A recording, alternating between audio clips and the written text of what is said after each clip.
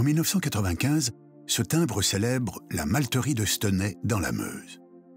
Avant de produire du malt, au XVIe siècle, le bâtiment faisait partie de la citadelle militaire. Il en était le magasin aux vivres.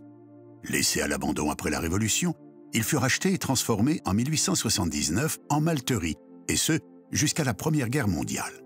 Aujourd'hui, il abrite le Musée européen de la bière, où l'on découvre l'histoire de ce breuvage depuis l'Antiquité jusqu'à nos jours. Bien que son processus de fabrication ait considérablement évolué, l'histoire de la bière semble remonter aussi loin que l'invention de l'agriculture. Ainsi, dès 8000 avant Jésus-Christ, on considère que l'homme a en sa possession tous les ingrédients nécessaires à sa fabrication. Mais la preuve formelle de son existence n'est attestée qu'au VIe siècle avant Jésus-Christ. Tout au long de son histoire, l'homme a fabriqué et consommé de la bière. Moyen de paiement à Babylone, elle est la boisson des dieux en Égypte, ou encore celle du pauvre chez les Grecs ou les Romains.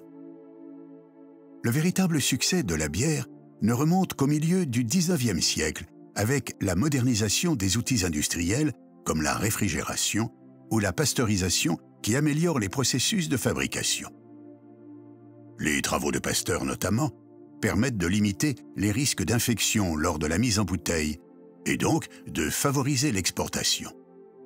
À partir de 1850, le développement des brasseries est fulgurant. De grands groupes industriels et financiers vont faire de la brasserie une véritable puissance économique. Cette activité se développe particulièrement dans l'est de la France, notamment en Meuse, faisant de la bière de Lorraine la bière de référence en France et à l'étranger.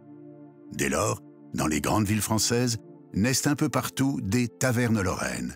Et cette ancienne malterie à Stenay est le témoignage de cet important passé brassicole.